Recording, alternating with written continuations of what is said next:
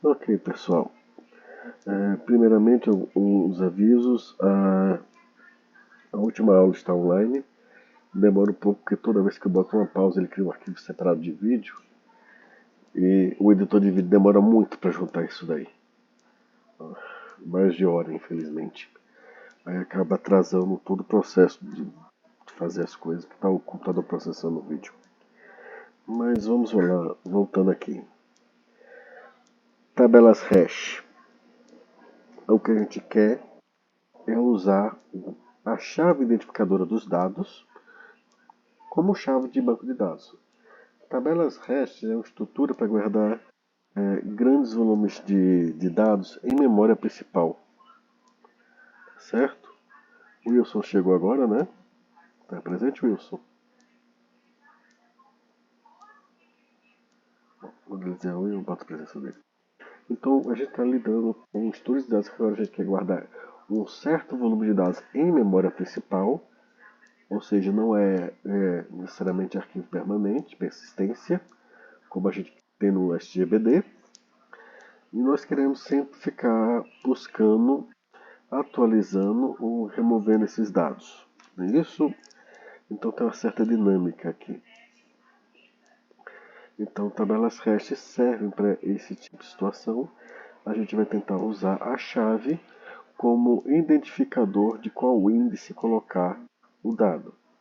Nós vimos que uma maneira de se fazer isso é quando o array por baixo ele é um número primo e ele ensina um número primo e tendo uma outra condição que a gente vai conversar sobre essa discussão hoje, ele espalha bem as chaves.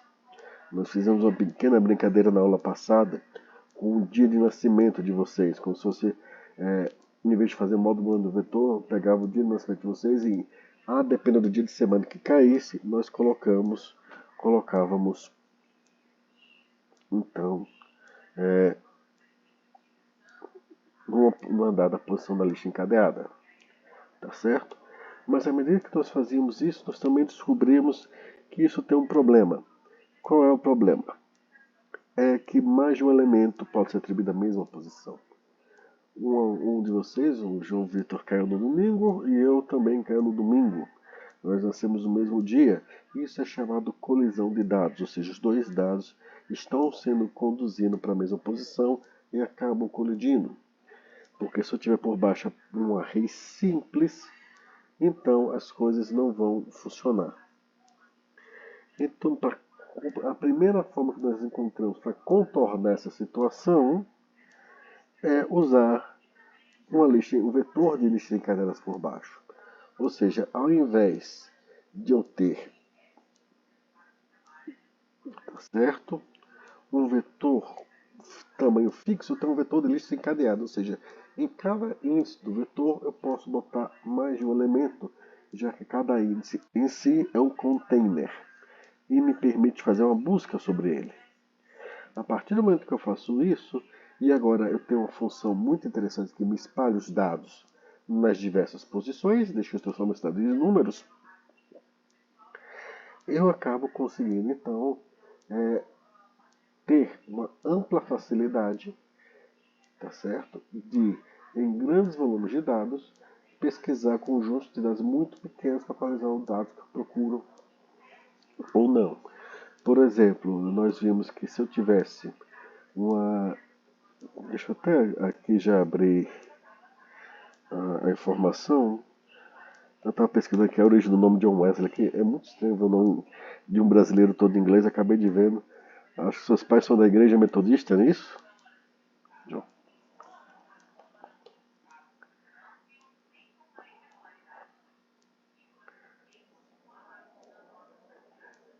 Ele está sem fone e não pode falar, né? Pronto, temos várias tabelas de números primos, acho que na internet tem lista de números primos, né? Tá aqui, acho que de 1 a 10 mil aqui. Por exemplo, eu poderia fazer uma tabela hash com. Deixa eu mostrar a mesma tela que eu estou vendo.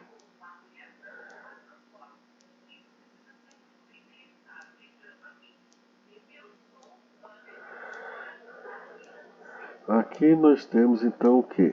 Uma tabela de números primos, certo? Em média, um nono de todos os números são números primos, mas nós ainda não descobrimos as pistas para identificar ou para gerar números primos facilmente. Tá? Então, nós basicamente temos que estar testando todos da pior maneira possível, quase que da pior maneira possível. Mas aqui, por exemplo, nós temos uma tabela de números primos. E vamos supor que se eu quisesse guardar 50 mil dados, eu poderia talvez criar uma tabela hash com 1579 listas encadeadas. E eu teria, em média, o quê? 50 mil dividido por 1579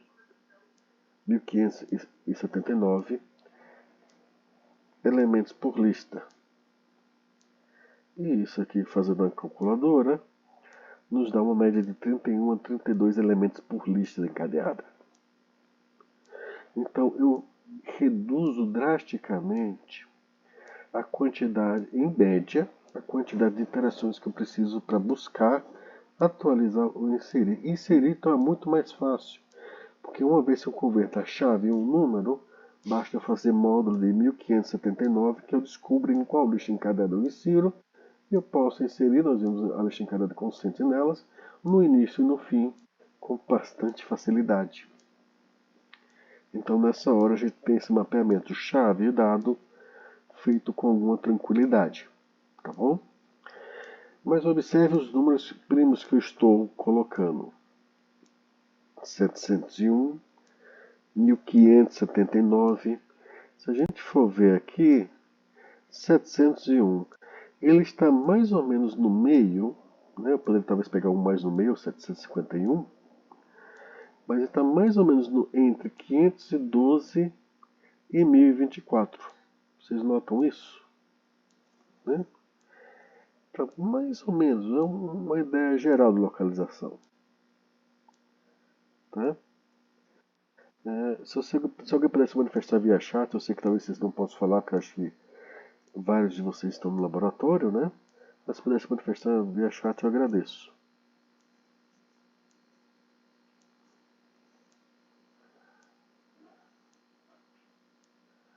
Bom, essa não é uma situação de sorte. Eu escolhi 701 exatamente porque estava mais ou menos no meio. Talvez eu pudesse ter escolhido 751, ficaria melhor ainda. Do meu jeito, 1579, se alguém estiver prestando atenção, ele fica mais ou menos no meio entre 1024 e 2048. Esses números 512, 1024, 2048, eles mexem com a memória de vocês de alguma forma?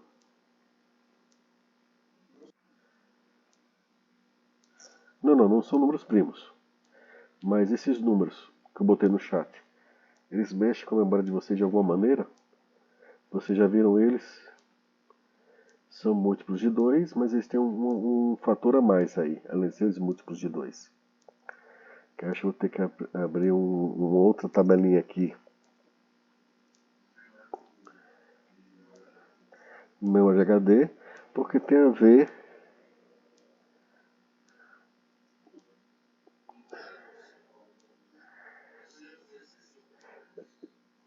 Exatamente, são números base 2, ou seja, todos eles são do tipo 2 elevado a n.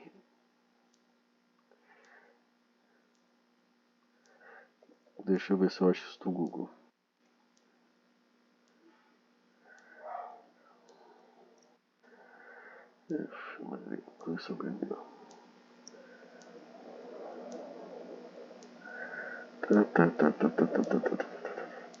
Eu não quero tabela de multiplicação, não. Quero uma tabela de 2 elevado a n. Bom, não vou achar isso, não.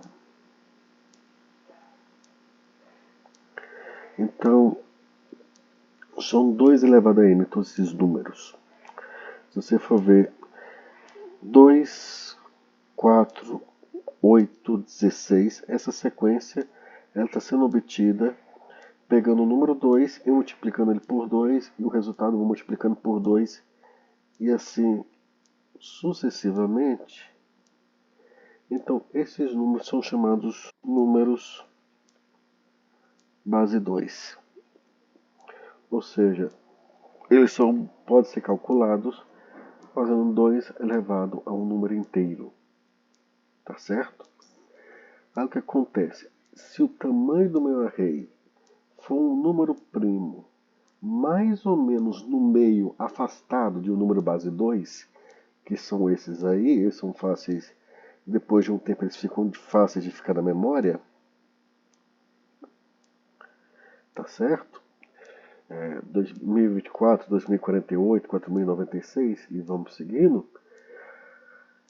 Se for um número mais afastado desses números base 2, entre eles, a tendência é que eu espalhe as minhas chaves perto de uma probabilidade uniforme. O que isso quer dizer? Quer dizer que eu tenho uma tendência a que minhas listas encadeadas tenham mais ou menos o mesmo tamanho. Vai ter alguma oscilação, mas não se espera uma oscilação muito drástica. O que eu chamo de drástico? Você ter em 1500 listas encadeadas, 2 ou 3, cada uma delas com um quarto do volume de todos os dados. Não, a tendência é você espalhar bem os números. Tá certo? E é nesse sentido que ela ganha alguma eficiência, né? Ou elevada eficiência, para ser mais claro. Tá bom? E isso significa que se você estiver implementando sua própria lista encadeada, tá certo? Em primeiro lugar, buscar ficou fácil. Basta buscar na lista encadeada do índice que você calcular. Inserir é só inserir na lista encadeada. Inserir no início ou inserir no fim, como você preferir. E remover é remover da lista encadeada. Você busca o elemento e o retira ele de lá. Então, tendo as operações de lista encadeadas bem feitas, você tem uma estrutura de dados capaz de aguentar grandes volumes de dados a um custo em memória e em tempo de acesso e inserção e remoção extremamente baixo. Tá? O que acontece é que para a gente então criar listas encadeadas, num primeiro momento com números primos, nós temos que definir um tamanho para ela. Ou seja, temos que definir M, eu vou usar M de Maria, para denotar o tamanho do meu vetor de listas encadeadas, ou seja, quantas listas encadeadas eu vou ter no meu array. Tá certo?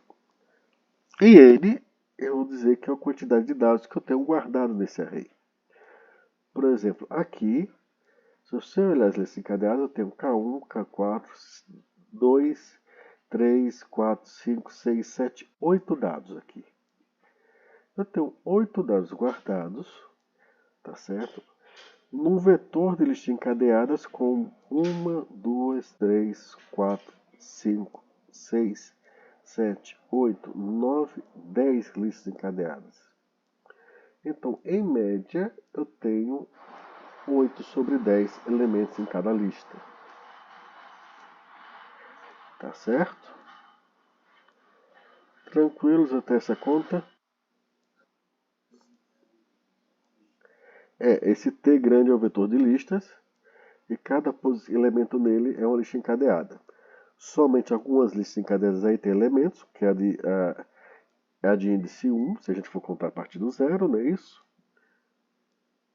A de índice 6, 8 e 7 e 8, não é isso?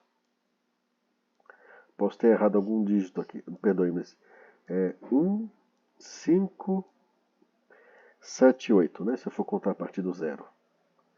Essas são as únicas listas que têm elementos, mas eu tenho nesse vetor 10 listas encadeadas. E eu estou numa média de o quê? 0,8 elementos por lista. a gente está chamando essa média de alfa. E esse alfa a gente vai chamar de fator de carga. Por que isso? Bom, é o seguinte, se eu quiser guardar 50 mil, eu tenho um dado sobre a aplicação que eu estou desenvolvendo essa tabela hash. Essa tabela hash talvez seja as possíveis ações guarda as possíveis ações dos personagens de um jogo de videogame. Em geral, nós guardamos todos os dados dos personagens do jogo de videogame em uma tabela hash. Aí eu pego os personagens conforme o do NPC, conforme o jogador encontra aquele NPC. Certo? Mas o que acontece? Eu sei quantos personagens tem no meu jogo. Tá certo? Vamos supor que seja algo extremamente grande, que eu tenha 6.000 personagens.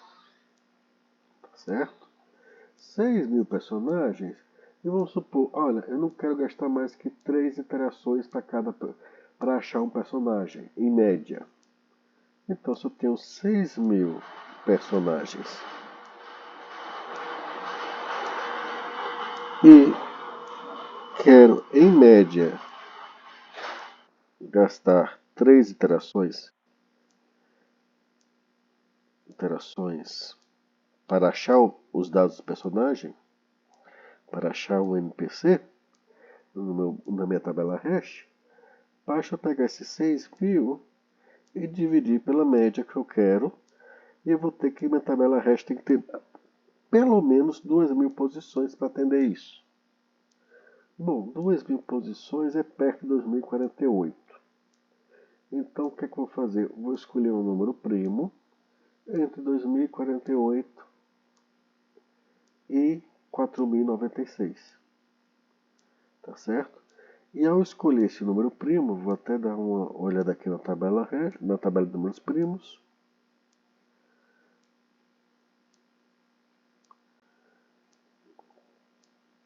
Eu vou escolher mais ou menos no meio, então por volta de 3.000, não, 3.001, 3.011.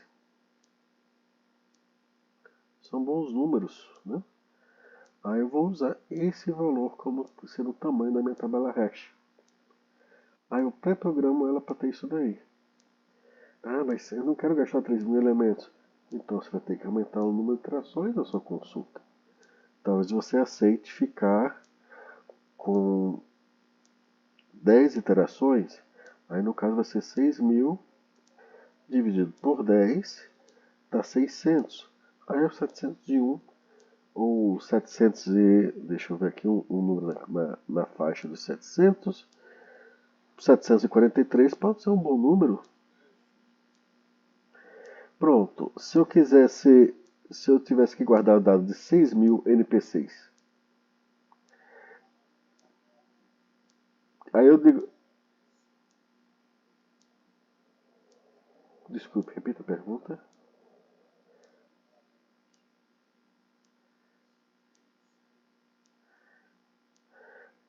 Não, nem sempre, mas vamos no primeiro momento assumir que vai ser sempre um número primo e que ele vai ser longe, afastado dos números que são do tipo 2 elevado a n.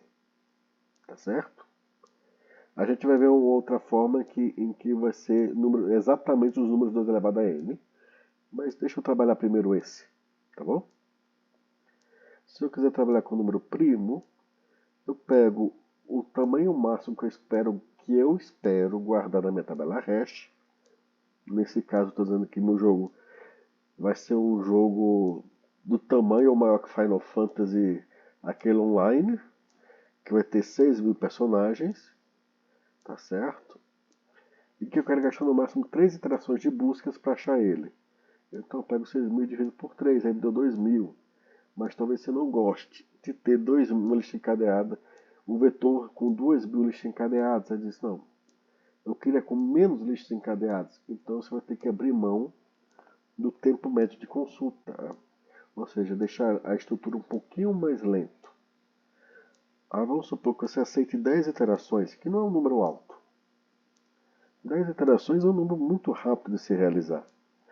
Se eu vou guardar 6.000 elementos e eu quero gastar em média 10 iterações, eu vou precisar de pelo menos 600 de tamanho. no mínimo de 600 listas encadeadas. Aí eu peguei esse, olha, por que não pegar então o número primo entre 743? Aí eu posso ter esse tamanho, vou ter um desempenho um pouco melhor que a média de 10 interações para achar o NPC, e aí eu codifico minha tabela hash para ter esse tamanho inicial, tá bom? E aí ela vai acomodar com tranquilidade todos esses dados, tá certo? E se alguém me perguntar, é sempre assim, eu sempre pergunto, é sempre um número primo? A gente muitas vezes gosta dele. Em especial, se você não precisar, se você tiver uma previsão do tamanho da tabela hash, pode ser interessante isso. Se você não tem noção, só sabe que vai ser um grande volume de dados, a gente vai ver isso daqui a pouquinho, tá? Esse alfa, ou seja, essa média de iterações por busca, ela a gente chama de fator de carga da tabela hash, tá certo? Na verdade, a gente quer 1 mais essa média, que é o fator de carga, tá certo? Então, para a tabela hash funcionar, a gente vê que tem que ser um número primo, afastar números base 2. E a gente ganha uma função muito simples, que é o módulo do tamanho do vetor para espalhar. Tá certo? É só esse tipo de função? Não. Existem outras funções de hash além dessa de módulo de número primo. Por incrível que pareça, encontrar essas funções é uma dor de cabeça dos diabos. Então a gente conhece a de números primos e eu conheço a dos números base 2. Existem outras possivelmente, mas todas elas tendem a ser uma jornada matemática, quase que um doutorado, para você provar que aquela função, ou garantir que aquela função tem o desempenho que você quer. Então, a função de hash, método de divisão, é quando eu escolho método de divisão, eu estou definindo que o tamanho do meu vetor desencadeado vai ser um número primo, afastados, longe de números base 2. Quando eu fizer isso, eu vou poder pegar a chave transformada em um número, módulo n. Tá certo? Professor, como é que eu transformo uma chave que não necessariamente é um número num número? Deixa eu voltar aqui. Bom, primeiramente você tem algumas saídas aqui. A primeira delas em Python, você tem a função hash. Então você pode usar hash sobre um dos campos do seu dado, do seu objeto, e obter com isso um número que depois você joga naquela equação do número primo. Entendidos? Em Java você tem a hashcode. Cuidado com ela, em versões antigas ela pode dar um número negativo, e aí o módulo não funciona em números negativos. Cuidado com isso, pelo amor de Deus. Então você teria que fazer alguma operação a mais para garantir um MAF ABF para garantir que dá um número positivo. Desculpem pelo barulho, um momentinho.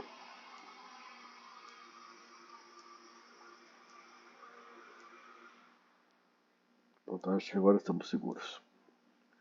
Tá certo? Então, se você usar em C++, você tem outra função lá. Nas linguagens você tem uma função, todas as linguagens têm, para transformar um dado genérico em um número. E vocês podem utilizar isso na função de tabela hash, para pegar o módulo e encontrar a posição. Não recomendo vocês inventarem muito, eu posso até inventar algumas brincadeiras, como o dia da semana que nós nascemos, ou alguma brincadeira com as letras dos nomes das pessoas, para achar um número, transformar o nome da pessoa ou a data de aniversário dela em um número, e assim achar o índice, mas eu não, na prática de programação não faço isso. Há poucas funções que atendem, que casadas com o número primo ou com a outra que a gente vai ver, provê a dispersão, ou seja, o espalhamento dos dados de uma maneira próxima da uniforme nas listas encadeadas para ter um alto desempenho. Tá certo? Então aqui está só uma explicação que a gente viu. Se eu quiser, por exemplo, armazenar 2.000 objetos, e eu aceito 3 iterações, então talvez eu tenha que usar uma tabela hash de 600 posições. Se eu aceitar 10 iterações, uma tabela hash com número primo acima de 200, e de preferência entre 256 e 512 ali no meio, vai ser mais interessante. Então eu tenho que decidir na tabela hash o meu compromisso entre desempenho, tá certo? E tamanho do vetor de listas encadeadas por baixo. Aí isso é um pouco de prática, a depender de aplicações, tá certo? E aí eu vou agora sair dos números primos. Existem outras funções que não utilizam números primos? Sim. A próxima que nós vamos ver é uma que utiliza números base 2. Ou seja, 512, 1024, 256, esses números, tá certo? Essas funções que utilizam números base 2, essa função que utiliza números base 2 é chamado método da multiplicação. 2 etapas. Você vai pegar o número que você obteve aplicando as funções pré-prontas de hash, de Python, de Java, de C++ ou da linguagem que vocês estiverem usando, tá certo? E vai multiplicar por um valor A. E a gente vai ver que valor A é esse. Quando você pegar o resultado dessa multiplicação, ele vai ser um número ponto flutuante. Você vai pegar só a parte depois da vírgula e multiplicar pelo tamanho do array. A parte inteira dessa segunda multiplicação é o índice que você quer. Tá certo? Então você pega a chave que você obteve transformando o dado em um número, multiplica por A. Esse mod 1, por favor, é só para dizer que você vai pegar o que está depois da vírgula e vai multiplicar pelo tamanho do array. E aí você vai pegar a parte inteira. Vocês estão notando que isso aqui não está exatamente um colchete? Isso aqui está como se fosse um colchete, mas só está fechado a perninha do colchete embaixo. Isso é chamado piso. Tá certo? Então, o piso de 3,1 é 3. O piso de 4,9 é 4. Tá certo? Quando você tem um número com uma vírgula, é o maior inteiro que ainda seja menor que o número com vírgula que você botou. Entendidos?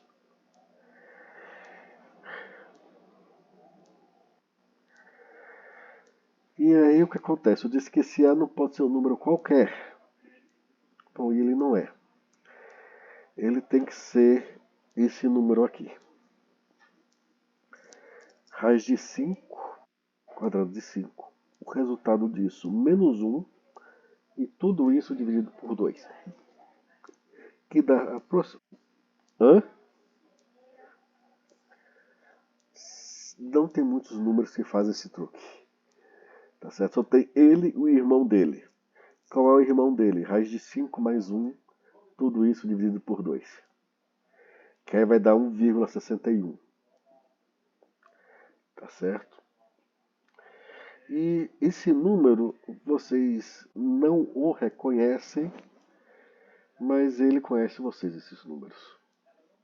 Tá certo? Aí eu vou fazer uma brincadeirazinha aqui para mostrar que esse número conhece vocês antes de vocês terem enxergado ele.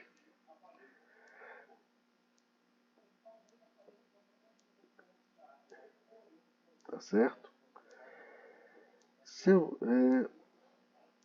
Deixa eu fazer o seguinte. 3 dividido... perdoe-me. 2 dividido por 3. Deu quanto? 0,666, não é isso? Aí eu pego 3 e divido por 5. 0,6. Eu pego 5 e divido por 8. 0,625. 8 eu divido por 13. 0,615. 13 eu divido por 21. Se vocês notarem, eu não estou pegando números quaisquer. Eu estou pegando 2, 3, 5, 8, 13, 21 e o próximo seria 34. Vocês reconhecem essa sequência?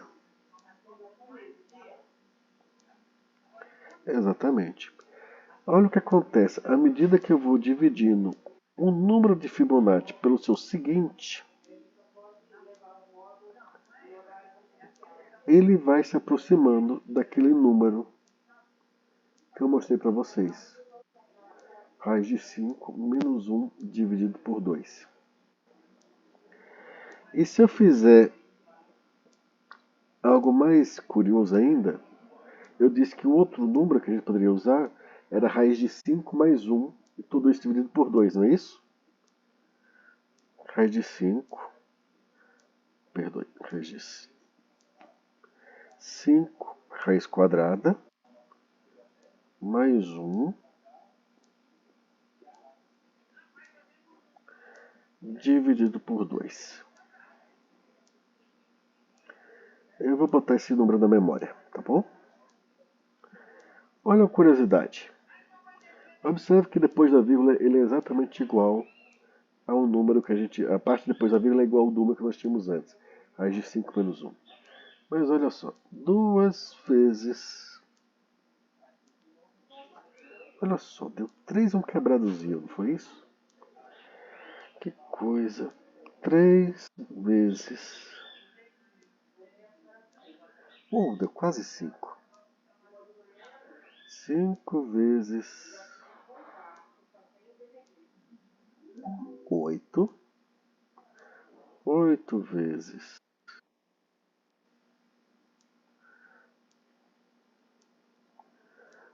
quase 13. 13 vezes 21. 21 vezes... Deu quase 34. Por quê? Porque na verdade a série de Fibonacci pode ser calculada diretamente, tá? Com base numa equação matemática. Que equação matemática é essa? Espera só um pouquinho, gente.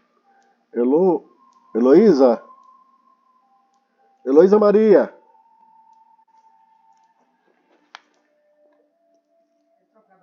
É. É que eu não vi resposta.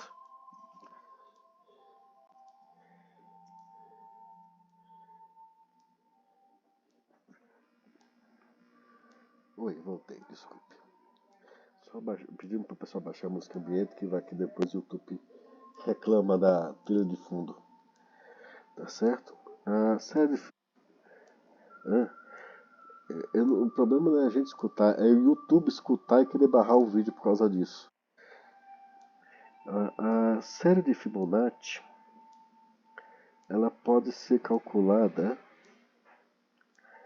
como sendo raiz quadrada de 5 mais 1 elevado, perdão, mais 1 dividido por 2, tudo isso elevado a n, mais, abro parêntese, 1 menos raiz de 5 dividido por 2, também elevado a n. Eu vou botar aqui no chat essa fórmula. Se você calcular esse número para n igual a 4, você vai ter o quarto elemento da série de Fibonacci. Se você botar n igual a 10, ele vai lhe dar diretamente o 10º número da série de Fibonacci. Esse segundo número, 1 menos raiz quadrada de 5, ele é um número que às vezes muito pequeno, mas às vezes ele é positivo, às vezes ele é negativo. Ele alterna entre positivo e negativo. Vocês viram que quando eu estava multiplicando os números da série do Fibonacci por aquele raiz de 5 mais 1 dividido por 2, ele quase chegava ao número certo, mas tinha um erro ou para mais ou para menos, essa outra parcela compensa esse erro. E à medida que você vai aumentando, então essa equação aqui, ela aproxima essa Fibonacci e quanto maior o n, mais dominante o primeiro termo se torna. Porque o primeiro termo se torna dominante porque ele é maior que 1. Então ele fica sendo mais crescente. Enquanto que o segundo termo vai ser sempre o módulo dele. O módulo dele é o número entre 0 e 1. E o módulo de números entre 0 e 1 elevado a um número muito alto começa a se aproximar mais de 0. Então esse número aqui ele veio da série de Fibonacci. E é chamado razão de ouro. E é um dos poucos números que garante que você vai espalhar os dados bem quando o seu tamanho do seu vetor por baixo for um número base 2. Ademais, ele tem uma vantagem, esse método. É chato de calcular, é chato de lembrar esses números, mas pense o seguinte, se vocês não sabem quantos dados vocês vão armazenar, vocês podem simplesmente dobrar o tamanho e realocar os dados para a tabela hash, em que vai espalhar melhor. O que eu quero dizer com isso? Vamos supor que você dimensionou sua tabela hash para guardar 10.000 elementos a mais ou menos 20 iterações em cada lista. Aí isso vai dar mais ou menos uma tabela hash de 512 posições. Só que os usuários do seu software estão guardando mais e mais dados em memória principal. Então, ao invés de ter 10.000 elementos, talvez você tenha chegado a 20.000 elementos.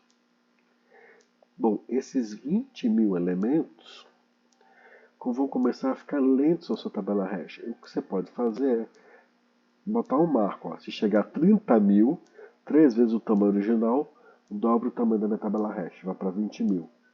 Como se fosse para guardar 20.000 elementos. Então você consegue, como você sabe que o vetor tem que ser o número base 2, você consegue redimensionar para mais ou para menos, da mesmo jeito que a gente fazia com pilhas e filas, a gente consegue redimensionar então aqui as tabelas hash. Tá certo? Em Java, o que tem pré-pronto? Java, eu vou dizer uma lista de cuidados imensos para se usar a tabela hash, o hash map de Java. O primeiro cuidado que vocês devem ter, de vez em quando, em versões de Java antes da versão de Java 8, aquela função de hash dá números negativos. E se vocês lembrarem, eu estou acessando um vetor. E se eu mando um número negativo como índice do vetor, vai disparar uma exceção. Então, cuidado, porque se vocês fizeram um código usando o hashmap de Java e ele for rodando a máquina virtual de Java 7, pode ser que debugue logo na saída. Tá bom? A tabela hash de Java ela tem tamanho fixo 32. Tá certo? Tenham isso em mente, porque quer dizer que quando vocês forem alocar mais e mais dados, não vai ficar tão bom. Aí alguém vai dizer, mas é 32, mas você não tem uma lista encadada por baixo, a gente vai ter uma estrutura que quem for pegar a estrutura das duas vai ver que é uma chamada árvore binária rubro-negra, que é uma árvore de busca binária muito eficiente. E essa é a segunda razão pela qual eu não recomendo vocês usarem a hashmap de Java. Se vocês têm uma árvore rubro-negra, não há razão para vocês usarem a tabela hash. Por quê? Eu lhes disse, acho que quando começou esse assunto na aula passada, que as tabelas hash são estruturas de dados mais eficientes até 50.000, dezenas de milhares de dados. Quando passa desse valor, não é que ela não se torna ineficiente. Eu lhe disse que tem uma que sempre ganha. A que sempre ganha é a árvore rubro-negra. São as árvores de busca balanceadas, em especial a rubro-negra. Fizeram um teste e ela é das árvores balanceadas a que tem melhor desempenho. Então, para que misturar uma estrutura de dados que foi feita para grandes volumes de dados, que é a rubro-negra, com estrutura de dados que foi feita para médio volume de dados? Para tudo ficar ótimo. Não vai ficar. Em especial, Java passou nessa parte da tabela hash da versão inicial até a versão 8 para começar a corrigir os bugs dos containers deles. Eu não confiaria no rubro-negra feita pelo pessoal que fez o Java. Por que não? Quem for estudar a árvore rubro-negra, você vai entender. A árvore rubro-negra é um código muito delicado. Tem que ter uma paciência enorme para fazer aquele código e para debugá-lo. Se a pessoa não fizer com cuidado, dá muito ruim. Dá muito ruim e fica uma dor de cabeça dos diabos para debugar. Então, Java, com o histórico que ele tem dos containers dele, eu acabo não confiando na hashmap do Java. Infelizmente, é uma sequência. Passou anos ignorando os erros, anos. Aí, quando C++ e C Sharp chegaram, aí que foi começar a correr atrás de corrigir os containers, mas boa parte da equipe que fez os containers originais já tinha saído da Oracle ou da Sun, então eu não sei quão bom isso ficou. Tá? Até porque muitas vezes o pessoal que mexeu nisso lá dentro não é um pessoal. Quem fez isso, tabela hash em Python, fez bem feito. Eles botaram gente que sabia do riscado para fazer bem. Quem fez em C++ fez estupidamente bem. O cara deve estar. Ou não, o cara. Eu imagino que ele esteja chegando a um ótimo salário, porque ele trabalhou ali, a não ser que ele tenha feito alguma besteira grande na vida, o que ele fez nos containers de C++, o cara é para ter um salário estúpido hoje em dia. Tá certo? Java não tem esse histórico. Então eu acabo incomodado com Java. Então qual método usar? Bom, depende de qual volume do nosso de dados que quer armazenar e a média, o fator de carga de iterações em cada lista de cadastro que você deseja. Se for algo próximo do número base 2, o resultado dessas contas, você vai querer talvez um método da multiplicação, se não, um método da divisão. Às vezes, isso é gosto do freguês. Aí as pessoas, às vezes, muitos preferem o método da divisão, aquele que o tamanho da escada é um número primo, porque é só um módulo e é muito fácil de implementar. Outros simplesmente perdem o medo da método da multiplicação e os fazem sem problema nenhum. Tá certo? Um outro fator de decisão, se você quiser trabalhar com redimensionamento ou não de tabela hash. Aí as coisas vão indo. Tá bom? Bom, o que a gente viu até o momento? Nós temos vários métodos para armazenar dados na memória principal e um dos mais eficazes é a tabela hash, em que eu pego o dado usando uma função, transformo em um número, que aplicando em outra função, chamada função de hash, mapeio diretamente um índice onde eu posso armazenar aquele dado e assim recuperá-lo, atualizá-lo ou removê-lo rapidamente. Nós vimos que quando dois ou mais dados apontam para o mesmo índice, nós temos chamado de colisão de dados. E para evitar esse problema de colisão de dados, ou seja, a gente não pode guardar dois dados numa dada posição, se for um array simples por baixo, nós trocamos aquele array simples por simplesmente uma lista, um array de listas encadeadas, melhor dizendo, onde cada posição do array é uma lista encadeada, então logo cada índice pode guardar mais de um dado, e assim nós conseguimos dar a volta por cima do obstáculo da colisão e temos uma estrutura de dados que é eficiente em grandes volumes de dados. Ok. É só isso? Não. No início, o pessoal olhou assim, eu não gosto de lista encadeada. Eu não gosto de ponteiro, de ficar fazendo as coisas de endereço, próximo, anterior, eu não gosto disso. Eu quero um array por baixo.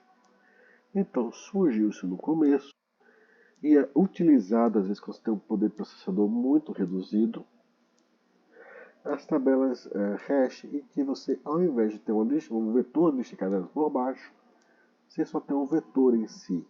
Mas aí o seu tratamento de colisão será diferente. Quando eu for inserir o dado e já estiver aquela posição ocupada, o que eu vou fazer é criar um novo endereço para aquele dado. Tá certo? Então, isso é chamado tabelas hashes de endereçamento aberto. Por que endereço aberto? Eu tenho um endereço inicial, mas se meu dado não estiver lá, eu vou atrás de um outro próximo endereço onde ele vai estar. Ou seja, eu não tenho um endereço fechado, um índice fechado, onde o dado vai se encontrar. Tá certo? E nós vamos ver nesse finalzinho de aula aqui umas animações sobre essa estratégia que a gente discute presencialmente na quarta-feira, tá? A não ser que aconteça algum imprevisto, espero que não. Tá bom? Tabelas hash e deixa eu apontar vocês para a aba de animação.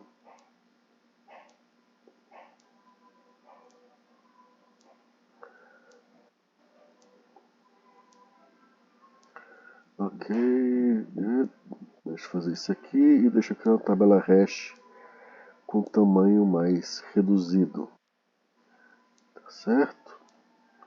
Eu vou criar uma tabela hash com 17 posições e eu não quero ela preencher, eu vou querer ela preenchida só com um texto elemento, só com 5 inteiros aleatórios. Qual é a ideia?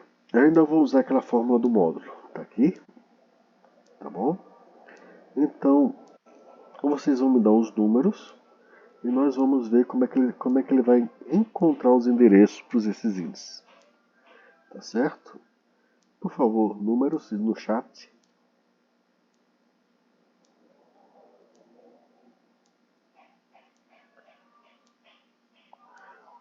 Pode falar, mas aqui eu já digitou 50, então vou inserir aqui 50. Ok, me dê mais uns dois, deixa eu pegar aqui mais dois números do chat. 11.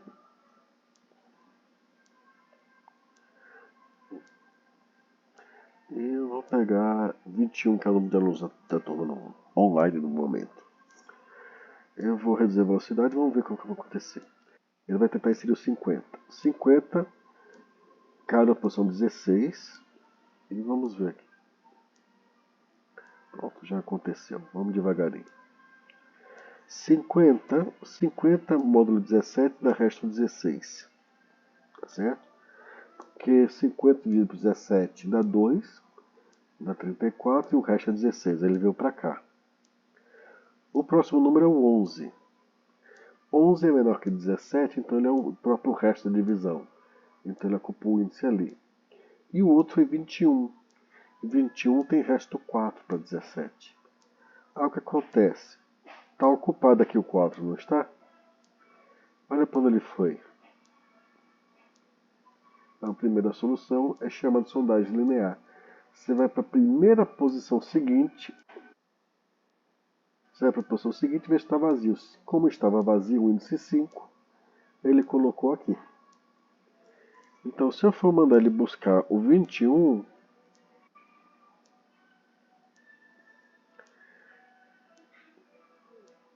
ele vai lá primeiro o índice 4, não achou, ele vai começar a procurar os índices depois do índice 4 para achar o número que ele procura. Tá certo? Isso é chamado sondagem linear.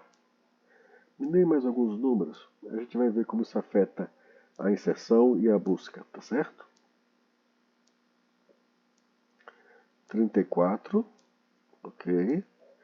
34 vai dar resto zero aqui, né? Mais algum número? 56.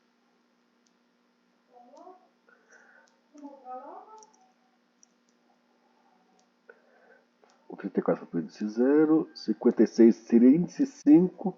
Aí ele moveu para o índice 6. Tá vendo? E à medida que eu vou enchendo, deixa eu pegar aqui mais alguns números.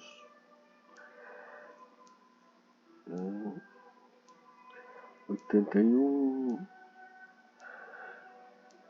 36, 54, 52 e 39.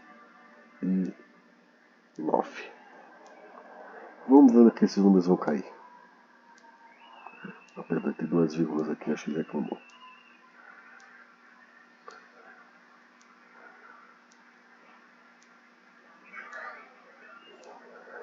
Se você for ver, então, eu não disse que o meu array tem 17 posições? Então vamos ver aqui. O primeiro deles é 81. 81 dividido por 17. Ah não, 81 já estava presente. Aí ele não inseriu. O próximo seria o 36. 36 dividido por 17 dá resto 2. Então ele colocou ali na posição 2. O próximo seria. O próximo foi o 39. 39 também dá resto 5. Aí o que acontece? A posição 5 está ocupada. Então ele vai olhar as posições seguintes: 6, 7, 8. Aí colocou o 8 que estava vazio. Tá certo? Então ele colocou todos os números. Ele vai tentar a primeira posição do módulo. Se aquela posição estiver ocupada, aí ele vai olhar do lado, nas posições subsequentes. Tá certo? Até, por exemplo, se eu mandar, por exemplo, ele inserir. Aqui eu vou mandar um número bem capcioso. Vou mandar o 33. Por que ele é capcioso aqui? Porque, ó, ele sabia que ele ia para esse último, aí ele vai continuar a procurar do zero. E vai avançando até ele achar a posição vazia e inserir. Na hora que eu for buscar, ele vai tentar primeiro o índice que deveria estar, e a partir do momento que ele não encontra, ele então irá procurar nos demais índices. Essa foi a primeira ideia. Vocês podem notar que essa ideia tem um problema. À medida que eu encho minha tabela hash, o que acontece? Eu começo a ficar inefetivo na busca e na inserção, porque minha tabela hash fica cheia ou próxima de cheia, e eu acabo tendo que passar por muitos índices já previamente ocupados para inserir um novo ou para encontrar o elemento que eu desejo. Estão percebendo isso? Então, aí perde tempo. Então, essa ideia ela foi abandonada, ou preterida. A gente vai ver a opção do código dela na próxima aula. Ela foi preterida por outras. Aí, uma outra solução, em vez de eu ficar achando os índices um atrás do outro linearmente, é eu fazer isso de forma quadrada. Aqui temos uma tabela hash com 19 posições, e eu vou inserir, né, o 37. Vou inserir o 37, depois eu vou inserir um outro número, o 74, mas vamos para o 37. Ó, ele não achou e foi para a posição seguinte. Mas olha o que vai acontecer quando eu botar o 74.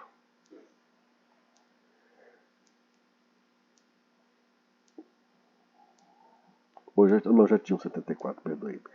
Era o 75 que eu quero. Olha o que vai acontecer agora. Pronto. Fez o que precisava. Tentou primeiro o índice inicial, né? O 75 módulo 19 é no índice 18. Está ocupado. Tentou a posição seguinte. Não deu. Agora a próxima posição que ele vai tentar não é o índice 1. Vocês vão notar que é mais afastado. Ele foi tentar o índice 3. O que acontece aqui?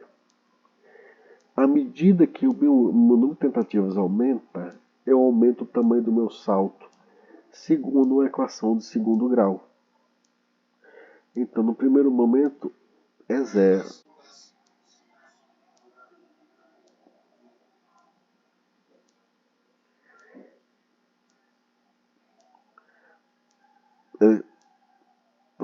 vamos ver aqui. Eu acho que o próximo seria o quê? O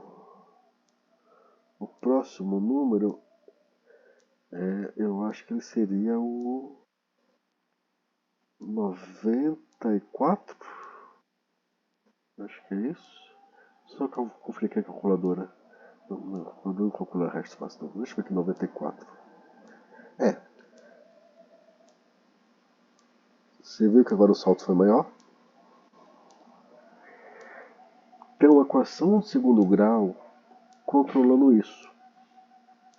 Ou seja, no primeiro foi 0, depois foi 1, depois foi o quê? Se você for notar, olha o índice 3, conta a partir do último índice e volta para o começo. 1, 2, 3, 4. Ou seja, minha primeira tentativa foi com 0 erro, segunda tentativa foi com 1 de um erro, com distância.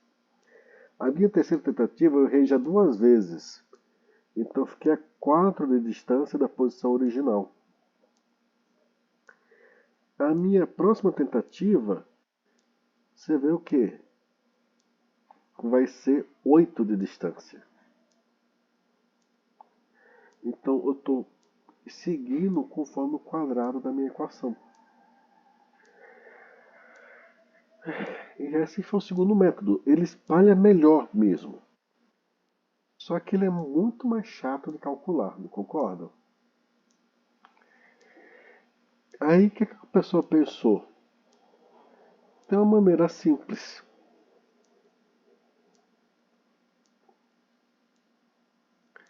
E eu vou dizer aqui 33 para inserir no último. Foi lá. E eu acho que o próximo é 40. Não, perdão, não sei. Mas já deu para ver o efeito. 40 que aconteceu? 40 módulo 17 dá 6, resto 6. Aí acontece, a posição 6 está ocupada, não é isso? Mas olha para onde ele foi. Para o índice 1. Que salto, hein? Que salto estranho, não é isso? Seria estranho, mas a função é simples. 1 mais K módulo tamanho 2. O que é isso aqui? Se lembra que a primeira função de hash é o módulo do tamanho do vetor, nesse caso? Pronto, o que a pessoa fez? O meu salto vai ser um módulo, um outro tamanho. E que outro tamanho é esse? 1 a menos que o tamanho original.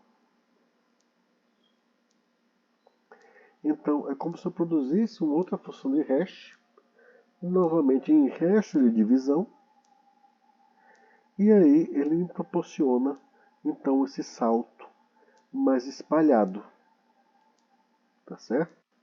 E esse salto mais espalhado, estatisticamente, ele tende a evitar que eu fique iterando muito. Ele tende a espalhar bem as chaves e aí ter uma boa eficiência. E minha única limitação fica sendo, no caso no fim, o tamanho do meu vetor por baixo. Eu vou conseguir encontrar os dados rapidamente segundo essa função, mas eu vou ficar limitado na quantidade de dados que eu posso armazenar. Em termos de implementação, a gente vai ver, não é difícil, é extremamente simples. Acho que dos 3 métodos é um dos mais simples, só perde para o linear. Mas é bem simples mesmo. Não é algo para se fazer na mão. Por que não é algo para se fazer na mão? Porque na mão fica repetitivo e às vezes um pouco confuso. Não é que é difícil fazer na mão, não. É porque ora é o módulo do tamanho do vetor, ora é o módulo do outro número.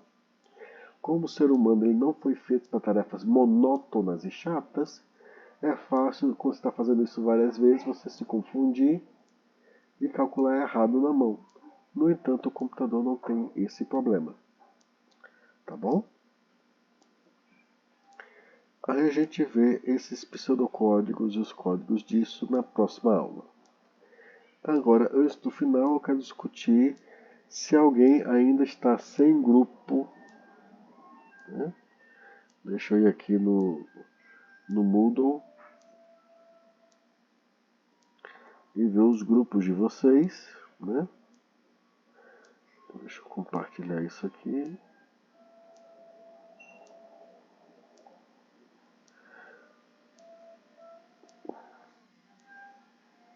Você pode fazer sozinho, mas eu preciso que você me informe que você está fazendo sozinho. Porque,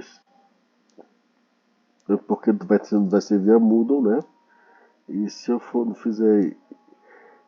E se eu não informar para o Moodle em que grupo você está, você não consegue enviar as tarefas. Tá bom? Esse é o problema. Eu preciso que registrar, nem que seja registrar você sozinho no grupo, eu preciso disso. Então, Fabrício, você e eles são quem?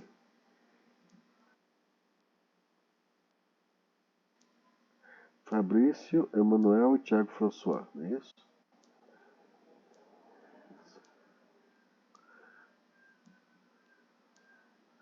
Então vamos lá. Fabrício, deixa eu adicionar aqui. Então. Paciência um pouquinho porque o Moodle ele é meio lento.